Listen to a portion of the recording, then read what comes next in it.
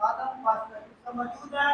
हम खुदा के कलाम को और पास्टर यूसुफ को खुशी के साथ वेलकम करते हैं। हालेलुया, खुदा के जलाल के लिए जोरदार तालियां। हालेलुया।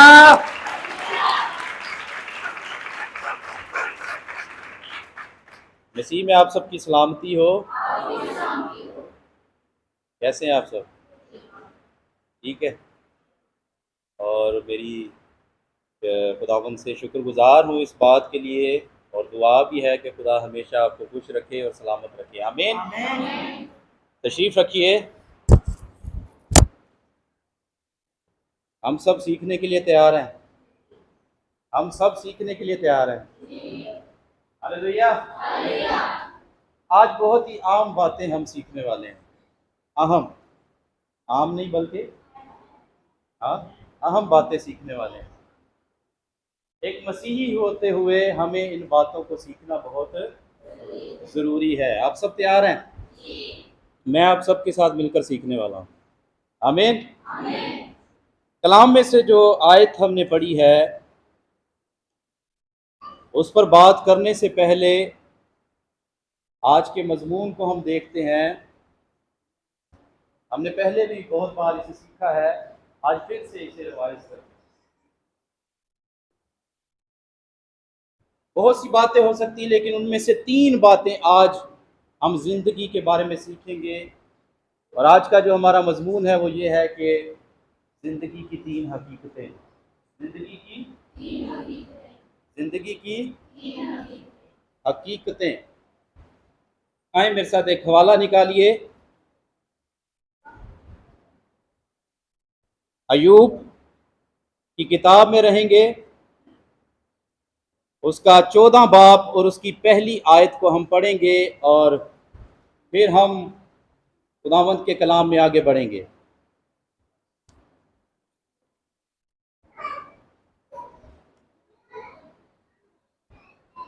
मेरे साथ इस आयत को दोहराइए।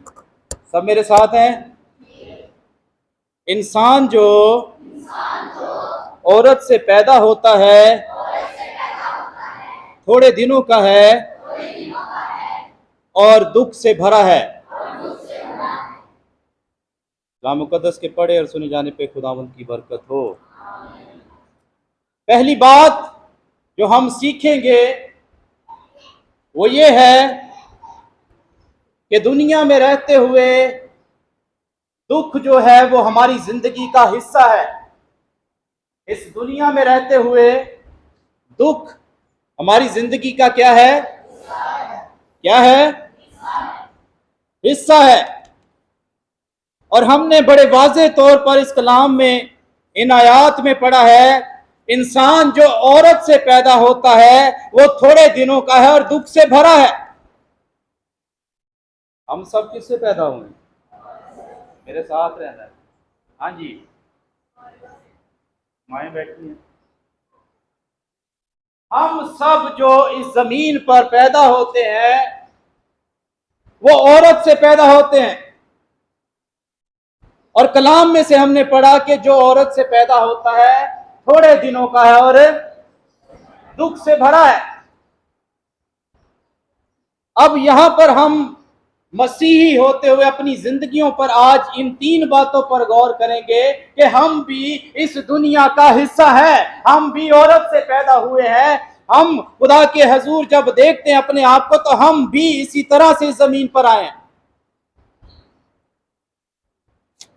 और अक्सर औकात ऐसा होता है कि जब हम खुदावंद के साथ जिंदगी गुजारना शुरू करते हैं तो हम खुदा के खादमों से, खुदा के कलाम से सीखते हैं कि तेरियां परेशानियां दूर हो जाएंगी, आप बैप्तिस्मा लेंगे, आप खुदावंद के साथ चलेंगे, मुसीबतें दूर होंगी। सीखते हैं हाँ या ना? और ये बात बिल्कुल दुरुस्त है। ये बात बिल्कुल, लेकिन इंसान होते हुए हमारी जिंदगी में दुख हमारा जो है पीछा नहीं छोड़ता जब तक हम इस जमीन पर हैं। और मेरे अजीजों, इसका सबब यह है कि आदम, पैदाइश की किताब में जब हम चले जाते हैं तो आदम से ये दुख हमारी जिंदगी में आया, ऐसा ही है। लेकिन इब्लीस जो है वो हमें हर तरह से वर्गलाता है, जिस तरह उसने हवा को वर्गलाया। और उसने कहा, क्या खुदा ने सब दरख्तों का फल खाने से मना किया? वर्ग लगाया ना उसने। खुदा ने तो कहा था सारे दरख्तों का फल खाओ, एक दा, लेकिन इब्लीस ने उसे घुमाकर, उसे जो है ट्विस्ट करके उस औरत के आगे पेश किया, और वो उसके वर्ग में आ गई, और फिर उसने वो काम किया जो खुदा के हजूर गुनाह और नाफरमानी का था, और फिर आदम को भी उकसाया, और फिर गुनाह, दुख और मुसीबतें और मशक्कतें हमारी जिंदगी में आ गई। आज हम जो मसीही हैं, हम जो ईमानदार हैं, जब हम बैप्तिस्मा ले लेते हैं, जब हम रूहुल कुद्दस से ममूर हो जाते हैं, जब हम खुदा के साथ जिंदगी गुजारना शुरू करते हैं, तो इब्लीस हमारी जिंदगियों में भी ऐसी बातों को लेकर आता है कि तू ते बैप्तिस्मा भी ले लिया है, तू ते दुआ भी करना है, कर दिए, लेकिन दुख तेरा पीछा नहीं छोड़ रहे, मुसीबतें तेरे साथ है, दुख जो है तेरी जिंदगी में है।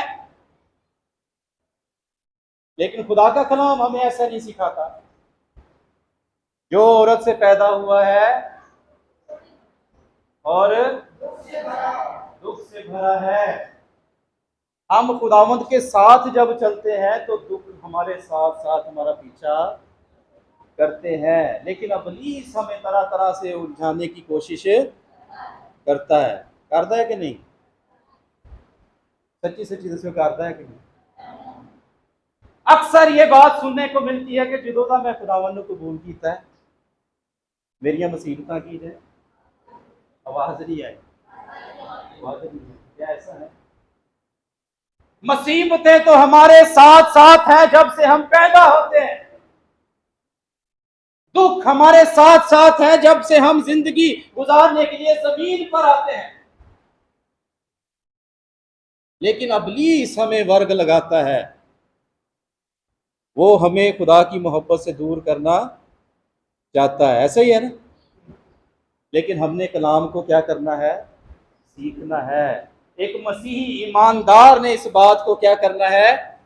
सीखना है। हमने 5वीं बाब की 7वीं आयत में क्या पढ़ा है? पर जैसे चिंगारियां ऊपर ही को उड़ती है, वैसे इंसान दुख के लिए पैदा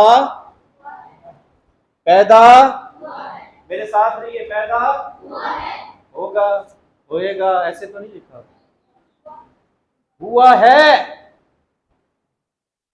इंसान दुख के लिए पैदा हुआ है। हमारी जिंदगी में यह दुख हमारा पीछा नहीं छोड़ता, ये हमारे साथ साथ, चाहे वो किसी भी फॉर्म में हो, घरेलू मसाइल हो,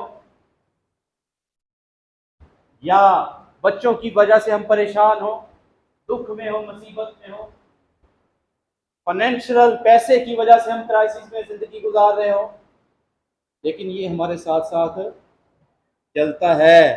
तो हमने इस बात को सीखना है कि हम जो इस ज़मीन पर पैदा हुए हैं, दुख में पैदा हुए हैं, ये दुख हमारी ज़िंदगी का हिस्सा है। आए थोड़ा सा आगे बढ़ते हैं कलाम मुक़द्दस में। जब एक मसीही ईमानदार खुदावंद में बढ़ता है और इब्लीस उसको वर्ग लगाने की कोशिश करता है, तो ये दुख उसकी ज़िंदगी में क्या करता है? ये मुसीबतें उसकी ज़िंदगी में क्या करती हैं? पतरस का पहला खत निकाल लीजिए, उसका 4था बाब और उसकी 22वीं आयत को पढ़ दीजिए। और एक भाई या बहन निकाल ले अमाल 14 बाब उसकी 22 आयत। पहले हम पतरस के खत को पढ़ेंगे, पहले खत को 4 बाब उसकी 12 आयत को।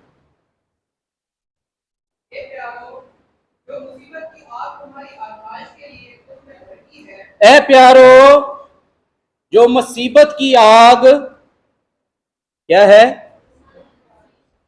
मेरे साथ रहिए, तुम्हारी ये खत ईमानदारों के लिए लिखा गया है। ये उन लोगों के लिए लिखा गया है जो खुदावंद में जिंदगी गुजार रहे हैं, जो उसमें शामिल हुए हैं। क्या कहता है खुदा का कलाम? पढ़िए।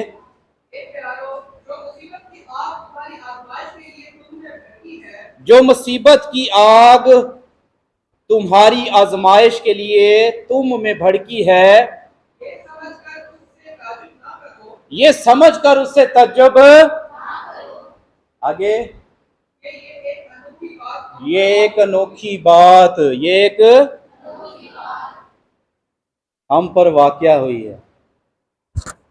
अक्सर हम इसे अनोखा समझते हैं, अक्सर हम इसे कि मैं ते खुदावन नूं कबूल कर लिया है, मैं ते ओहदे नाल जिंदगी गुजारन रही हां, मैं तो दुआ में वक्त गुजार रही हूं। लेकिन ये दुख और मुसीबतें कहां से आ गई? और मेरे अजीजों, जब हम आदम की बात करते हैं तो दुख दो तरह से हमारी जिंदगी में आते हैं। कितनी तरह से? कितनी तरह से? एक हमारे गलत फैसलों की वजह से, जो हम स्टेप लेते हैं गलत, और दूसरा किसी और की वजह से हमारी जिंदगी में आया। किसी होर दा दुख, किसी होर दा गम साडी जिंदगी में आ जाता है। लेकिन यहां पर ईमानदारों के लिए खुदा का बंदा कहता है, ए प्यारो, जो मुसीबत की आग तुम्हारी आजमाइश के लिए तुम में भड़की है, ये समझकर तवज्जुब ना करो। और ये अनोखी बात हम पर वाकया नहीं हुई है, बल्कि लिखा हुआ है, बल्कि ये मसीह के दुखों में जूं जूं शरीक हो, खुशी करो, ताकि उसके जलाल के ज़हूर के वक्त में निहायत खुशो खुरम हो। हालेलुया। अब यहां पर एक बड़ी खास बात है, इस 13वीं आयत को पढ़िएगा। बल्कि मसीह के अब वहां पर जो हमारी जिंदगी में औरत की नस्ल से पैदा होने से है, वो आदम से दुख हमारी जिंदगी में है। लेकिन यहां पर क्या लिखा हुआ है? जोर से बोलिए। मसीह के समझने की बात है कि दुख आ गए ने हुण साडी जिंदगी च जो असीं कबूल कर लिया है। हाँ जी, दोबारा पढ़िए, गौर से सुनिएगा। बल्कि मसीह के दुखों में जूं जूं शरीक हो, हालेलुया, खुशी करो। जब हम मसीह के दुखों में शरीक हो जाते हैं, जब हम बैप्तिस्मा के जरिया से उसके हजूर उसमें शामिल हो जाते हैं, तो दुख और मुसीबतें जो उसकी तरफ से है, उसमें खुशी करना है। आमीन। कैसी बात लिखी हुई है। मैं जब इस आयत को पढ़ रहा था तो बहुत ही अजीब सी फीलिंग आई कि वहां पर हम आदम से दुख अपनी जिंदगी में लेकर आए, और यहां पर लिखा हुआ है, बल्कि मसीह के दुखों में जूं जूं शरीक हो, खुशी करो। किस लिए? कि उसके जलाल के ज़हूर के वक्त निहायत खुशो खुरम, उसके जलाल के वक्त क्या हो? निहायत, हंस के वो हाल हो थोड़ा यार, उसके जलाल के वक्त निहायत खुशो खुरम हो। हमारी मुसीबतें, हमारे दुख खुदावंद में जूं जूं बढ़ते हैं, हम खुशी की तरफ, शादमानी की तरफ बढ़ते जाते हैं। हालेलुया। लेकिन अगर अपनी गलत फैसलों से, अपने गलत फहमियों से, अपनी गलत इसलाह से हम दुखों में जाते हैं, तो फिर तो मुसीबतां वधदियां जाणगियां, दुख दिल दा गम वधदा जाएगा। फिर खुशो खुरमी साडी जिंदगी च, बल्कि दुख और मुसीबत और दिक हमारे साथ रहेगी। हमने ऐसा नहीं बनना। ईमानदार की जिंदगी में जब मुसीबत आती है तो आजमाइश को लेकर आती है। क्या लेकर आती है? आजमाइश, टेस्ट। क्या बड़े लिखे बच्चे हैं ना यहाँ पर? टेस्ट। टेस्ट किस किस को अच्छा लगता है? टेस्ट अगर बता दें आपका, परसों टेस्ट है, असी इतवार को कहने तेरा टेस्ट लेना है, जो तेन कोर्स दिता है मुतलाशी, अच्छा लगता है? आवाज नहीं आई। हाँ, टेस्ट अच्छा लगता है किसी को? No sir. टेस्ट किसी को अच्छा नहीं लगता है टेस्ट अच्छा किसी ने? तो यहां पर जो आजमाइश आती है ईमानदार की जिंदगी में, वो हमें मजबूत करने के लिए आती है, वो हमें पुख्ता करने के लिए आती है, ताकि हम ईमान में और ज्यादा मजबूत हो जाएं और उसके जलाल में आगे बढ़े। हालेलुया। इस टेस्ट नू अपनी जिंदगी च काम करन दो, क्योंकि टेस्ट के बाद अगली क्लास में हम, ऐसा होता है ना, पेपरा तो बाद फिर अगली क्लास जाइदा है ना, तो जे पेपरा च फेल हो जाइए तो है फिर की होता है? तो क्या हम उसी क्लास में रहे? क्या हम वैसी ही जिंदगी गुजारे? हमने इन मुसीबतों के साथ खुदावंद में बढ़ते जाना है, इन मुसीबतों और दुखों के साथ खुदावंद के हुजूर बढ़ना है, ताकि हमारी जिंदगी में उसका जलाल हो और हम खुश और खुरम जिंदगी गुजारें। आमीन। स्माइल साड़ी जिंदगी जो है ना, बहुत मुश्किल है ये, दुखों में खुश रहना बहुत मुश्किल है, लेकिन खुदा का बंदा कहता है, ए प्यारो, जो मुसीबत की आग तुम्हारी आजमाइश के लिए तुम में भड़की है, ये ना समझकर उस पर तज्जब ना करो कि ये एक अनोखी बात हम पर वाक़या हुई है। अनोखी गल नहीं है, मुसीबतें हमारे साथ हैं। अमाल की किताब अगर किसी ने निकाली है, जल्दी से हवाला पढ़ दीजिए,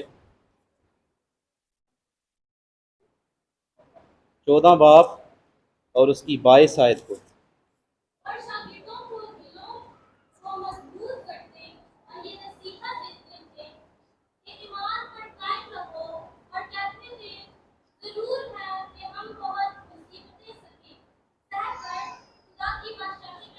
हालेलुया। यहां पर खुदा का बंदा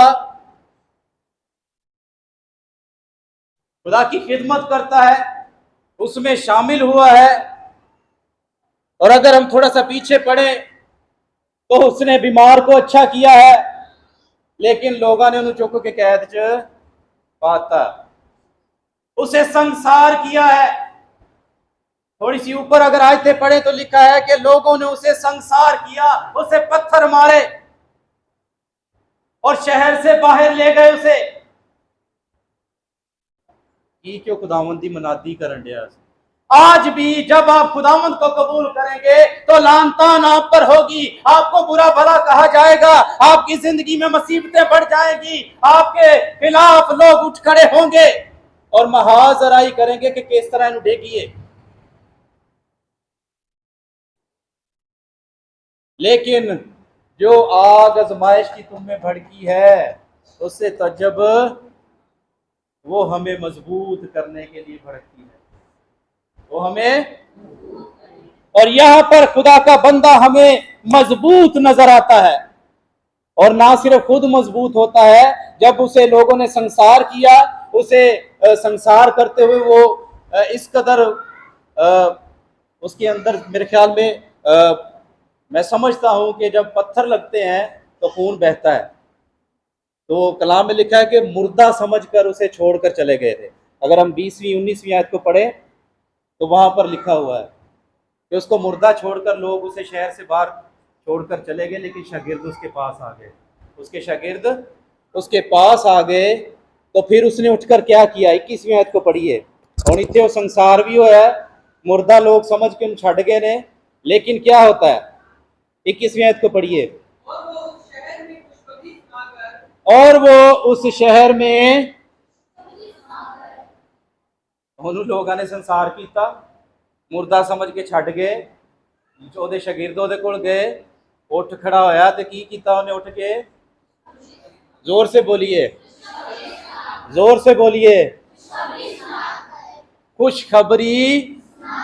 और हम कैसे हैं, हम कैसे मसीही हैं, जब हम खुदावंद के साथ चलते हैं, जब मुसीबत आ जाती है, जब दुख आ जाता है, ऐसी दिल हार के बह जाने, हम अफसुर्दा हो जाते हैं, हम मायूस हो जाते हैं कि मुसीबत मेरी जिंदगी में आ गई है, दुख मेरी जिंदगी में आ गया है। यहां पर खुदा के बंदा को खुदा की खिदमत के बाद संसार किया जाता है। लेकिन उठ के की करता है? जोर से बोलिए, क्या करता है?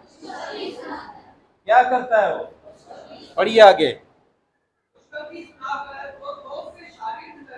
बहुत से, हालेलुया, आगे।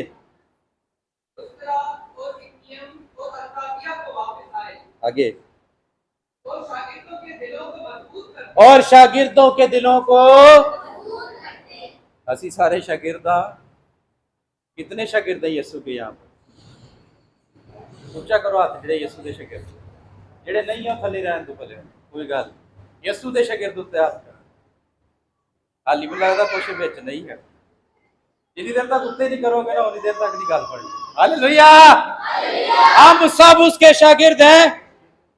और यहाँ पर खुदा का बंदा अपने शागिर्दों को मजबूत करता है और क्या कहता है? उसके दिलों को मजबूत करते और ये नसीहत देते थे कि ईमान में कायम रहो, ईमान पर कायम रहो। और कहते थे जरूर है कि हम बहुत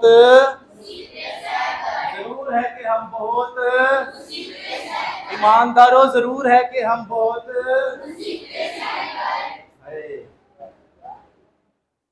है ईमानदारों, बहुत सही ते असी तो थोड़ी मुसीबत च कमला जाते हैं। यहाँ पर लिखा है बहुत सी मुसीबतें सह कर। आगे पढ़िए। Hallelujah, hallelujah. किसकी बादशाही में दाखिल हो? खुदा की बादशाही। कितने जाना चाहते हैं? यीशु आ जा इत्थे ते मुसीबतां जो आंदियां हैं, बहुत सी मुसीबतें सहकर हम खुदा की बादशाही में, हालेलुया। मुसीबतें इंसान होते हुए मसीही होते हमारी जिंदगी का हिस्सा है। इधर तो घबराना नहीं है। आमीन। क्यों मुसीबतें हमारी जिंदगी में आती हैं?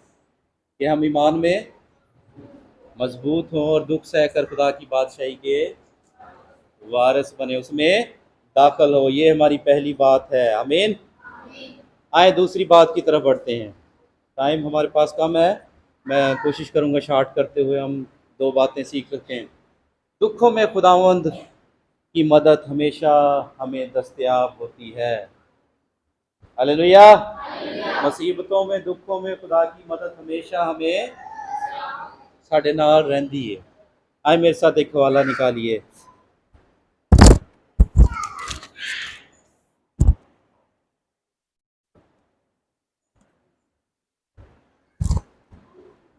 ज़बूर 107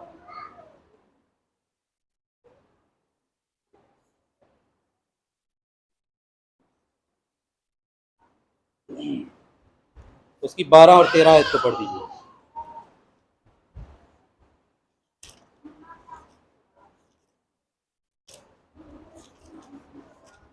ज़बूर की किताब 107 ज़बूर, उसकी 12 और 13 आयत।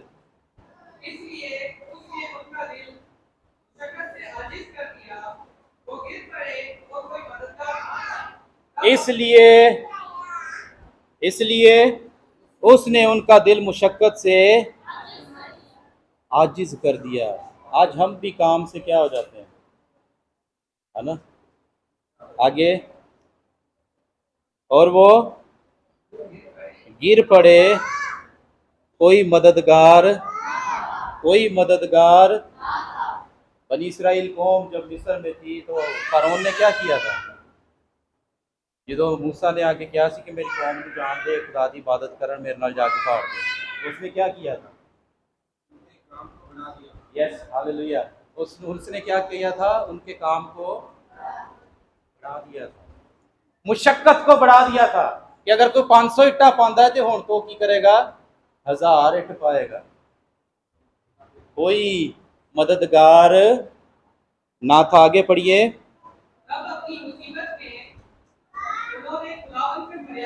तब अपनी मुसीबत में उन्होंने खुदावन से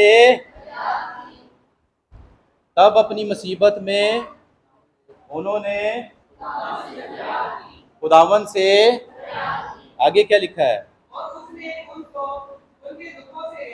हालेलुया। खुदावंद की मदद मेरे और आपके साथ हमेशा कायम है। वो हमेशा हमारी फरियाद पर, हमारी दुआओं पर कान लगाता है। जब उसने उनकी मुसीबत को देखा, जब उन्होंने उससे फरियाद की मुसीबत में, तो खुदावंद ने उनको उनके दुखों से क्या किया? क्या किया? क्या किया? ईमानदार मसीही, ईमानदार शख्स जो है वो दुखों में खुदावंद से फरियाद करता है। वो क्या करता है दुख में? अगर कोई तुम में मुसीबत ज़दा हो तो क्या करे? याकूब के खत में लिखा हुआ है, क्या करे? क्या करे? क्या हमारी मुसीबत बढ़ रही है तो हमारा दुआ का दुरानिया बढ़ रहा है? क्या हम मुसीबत में जब बढ़ रहे हैं तो क्या हम खुदा से ज्यादा फरियाद करने वाले बन रहे हैं? अगर तुम में कोई मुसीबत ज़दा हो तो दुआ करे। और यहां पर जब हम देखते हैं तो उन्होंने दुआ की, उन्होंने फरियाद की, और खुदा ने उनकी दुआ को, उनकी फरियाद को सुनकर उनकी मुसीबतों से उन्हें रिहाई बख्शी। आज भी वो बख्शण की कुदरत, हालेलुया, हालेलुया, उसकी मदद मेरे और आपके साथ मौजूद है।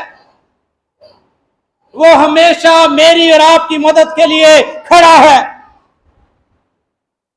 लेकिन हमें उस मुसीबत में खुदा के हुजूर फरियाद करने की,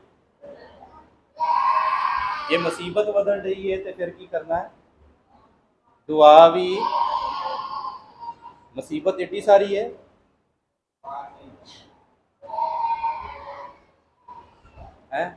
मुसीबत साड़ी, दुआ साड़ी सुनता है वो इतनी सी भी। लेकिन जब हम उससे फरियाद करते हैं, उसके हुजूर झुक जाते हैं। इन्होंने मुसीबत में क्या किया? उन्होंने खुदावन से फरियाद की और उसने उनको उनके दुखों से रिहाई बख्शी। अमाल 26 बाब उसकी 22 आयत को पढ़ दीजिए। अमाल, रसूलों के अमाल में आ जाएं जल्दी से। और एक भाई निकाल ले बहन, इब्रानियों 4 बाब उसकी 16 आयत।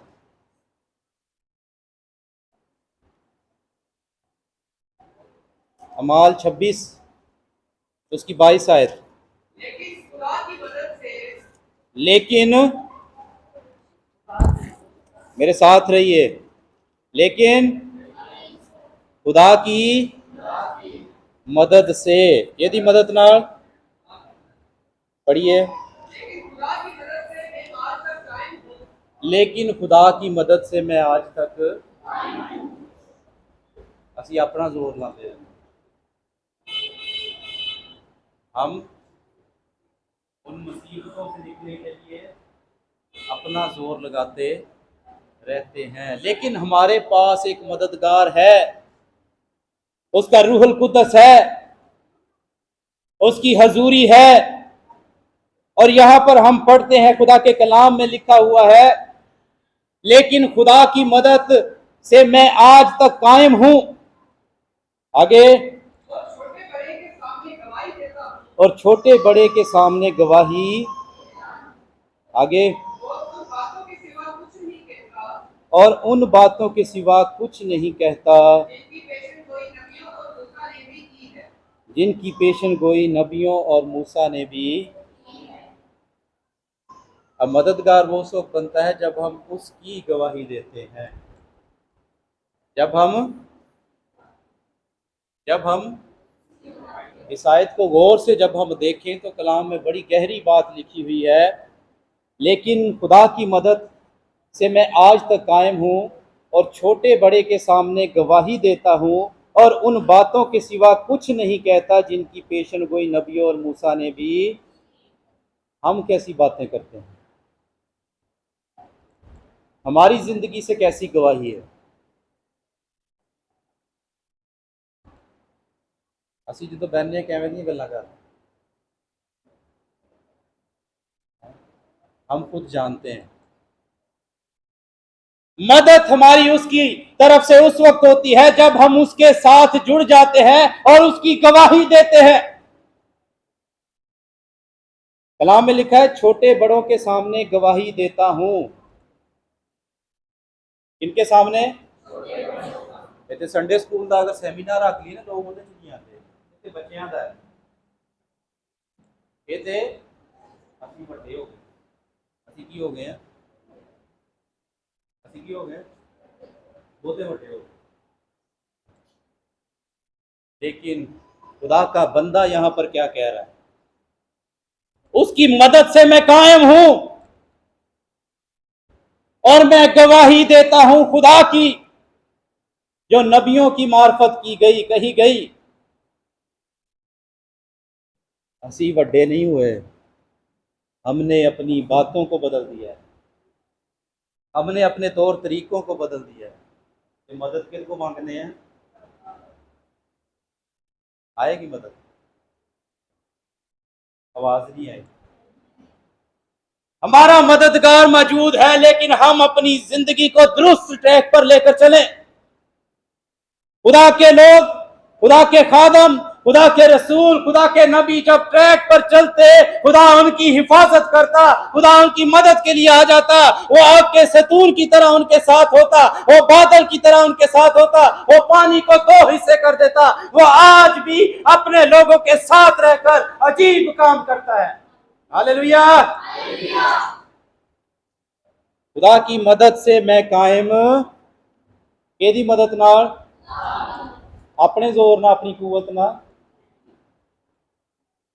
अपने जोर से कभी नहीं, बल्कि किसकी मदद से? हमें ईमानदार मसीही को इस दुनिया में रहते हुए मुसीबतों के साथ खुदा की मदद को मांगने की ज़रूरत है, क्योंकि उसके वसीला से, उसमें रहते हुए हम कायम रह सकते हैं। लेकिन हमें नहीं होएगा तो फिर अबलीस वर्ग लगाएगा। अगर तू खुदा का बेटा है तो इन पत्थरों से कह के होते है सी होते, लेकिन वो कहता अगर है ना, तो हमने अपनी मदद को खुदा से लेते रहना है कायम रहने के लिए। जब हम ट्रैक पर चलेंगे, सीधी राह पर चलेंगे, तो फिर उसकी मदद हमारे साथ हमेशा। आमीन आमीन। आए तीसरी बात की तरफ बढ़ते हैं। इब्रानियों का खत अगर निकाला जल्दी से पढ़ दीजिए। आओ बस आओ हम फजल के तख्त के पास दलेरी से, कितना चलिए, दलेरी के साथ। किसके तख्त के पास? हाँ जी, किधर तख्त को? हाँ जी, आगे पढ़िए। ताकि हम पर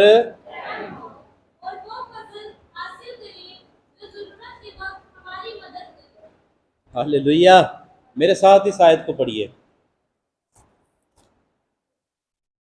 बस आओ हम फजल के तख्त के पास दलेरी से चलें, ताकि हम पर रहम हो और वो फजल हासिल करें जो ज़रूरत के वक्त हमारी मदद करे।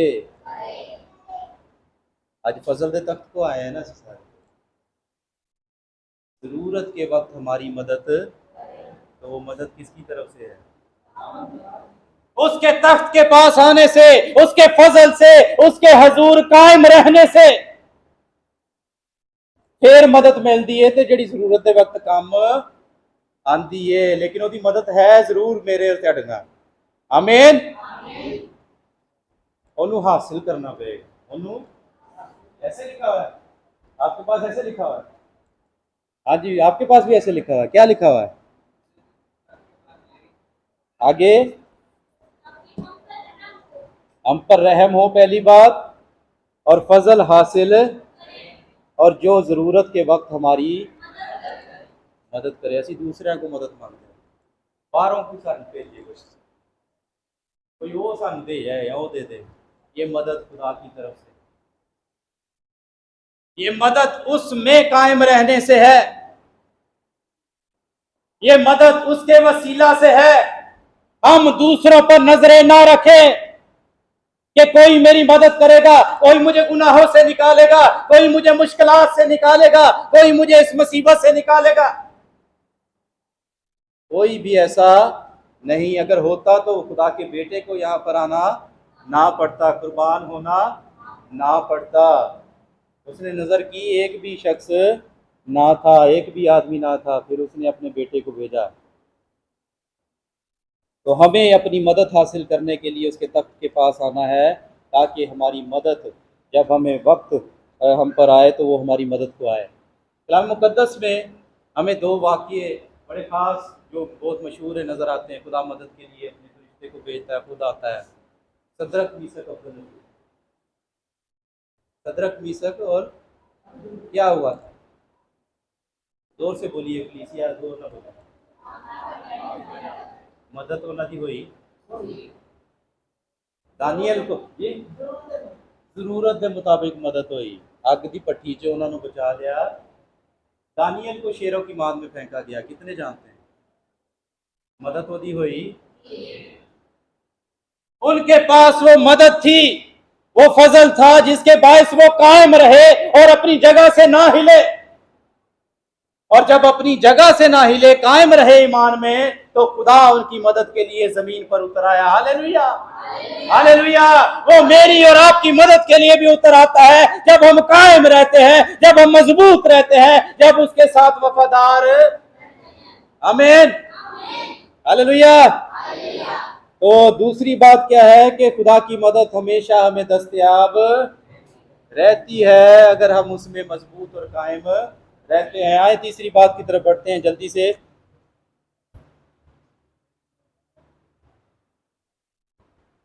तीसरी बात बड़ी अहम है। सारी ये बातें हमारे लिए सीखने की हैं, मसीहों के लिए, ईमानदार के लिए। मुसीबतों को हम किस निगाह से देखते हैं?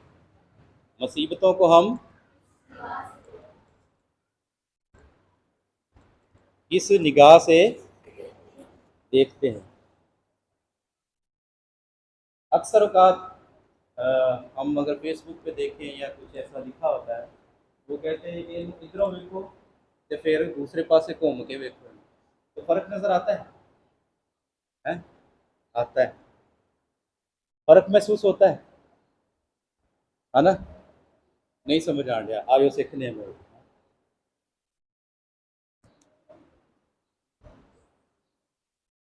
मत्ती 5 बाब उसकी 10 और 12 आयत को पढ़ दीजिए जल्दी से।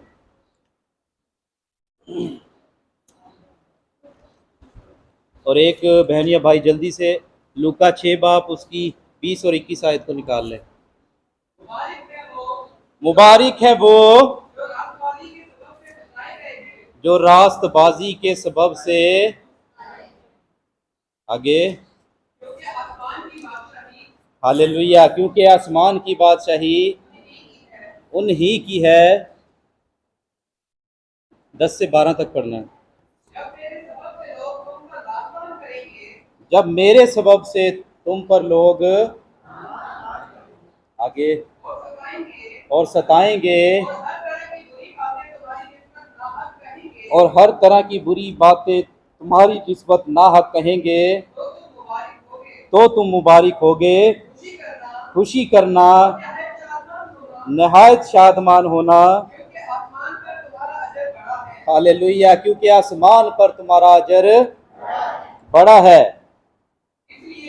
इसलिए कि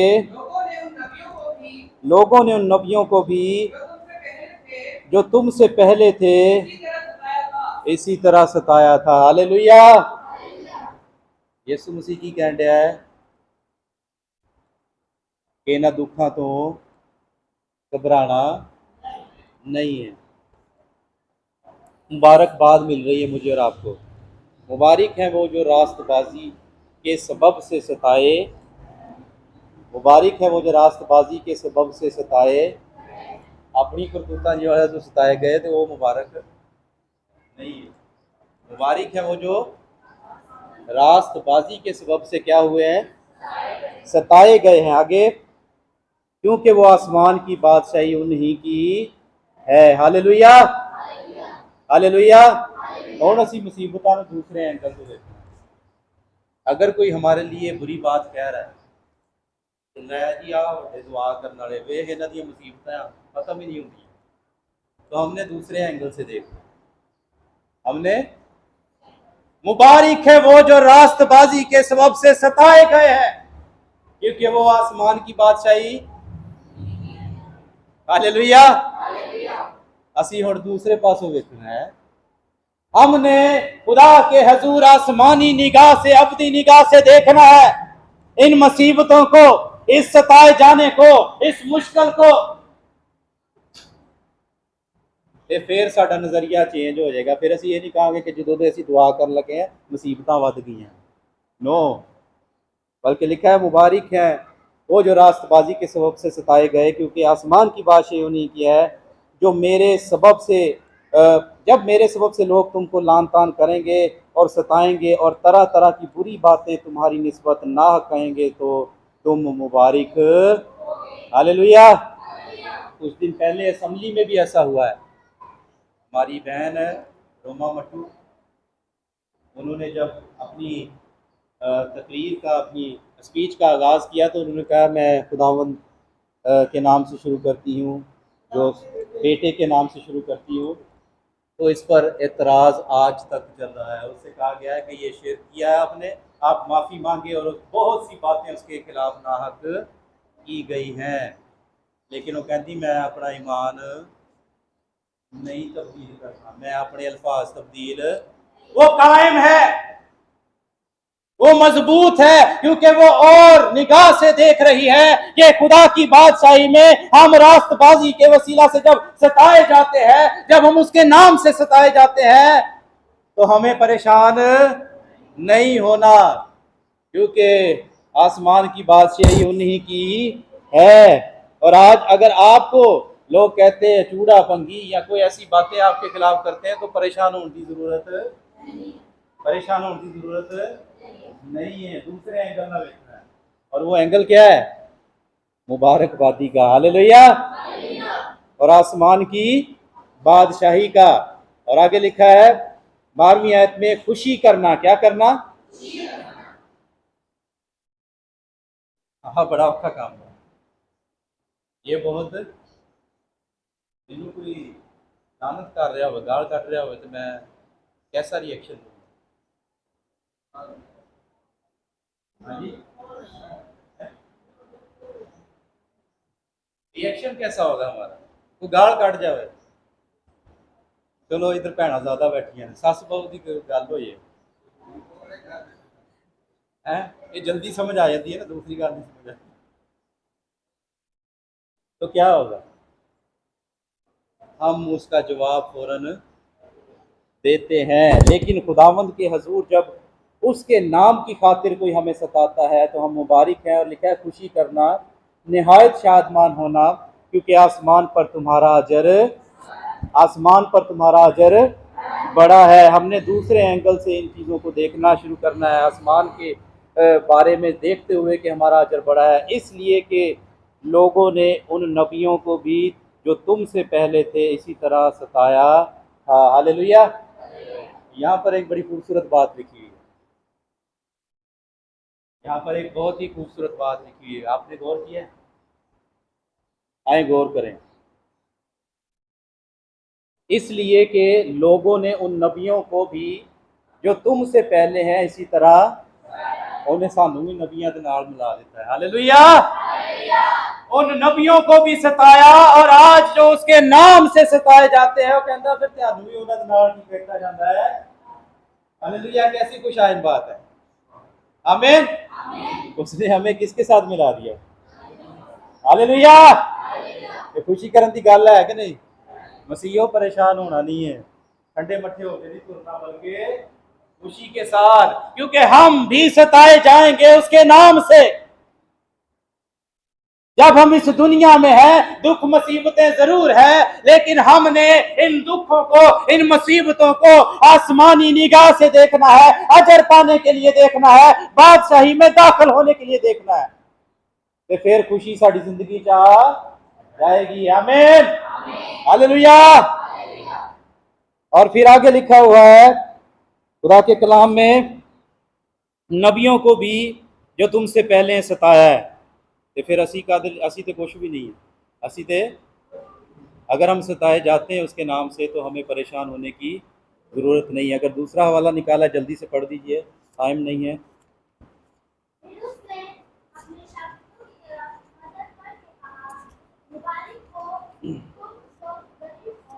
मुबारक हो तुम जो अपने शागिर्दों की तरफ निगाह कर, उसने क्या किया, क्या कहा उसने, आज जैसी की है, आज जैसी की है।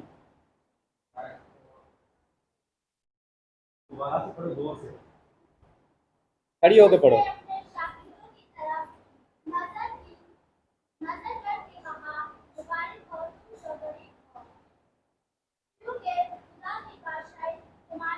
हालेलुया। फिर उसने अपने शागिर्दों की तरफ नजर करके कहा, मुबारक हो तुम जो गरीब, तुम जो अक्सर हम सोचते हैं कि असि गरीब क्यों, इन्ना कमाने हैं, इन्ना करने हैं, सारा कुछ करना है। मुबारक है तुम जो कोई गल नहीं। अगर हम गरीब हैं तो दूसरे एंगल में देख, दूसरे एंगल से देख रहे हैं। मुबारक कहा गया है, मुबारकबाद दी गई है मुझे और आपको। मुबारकबाद मिली, खुश नहीं होना। हाँ शुक्र है, हंसी आई है, कोई गल नहीं है।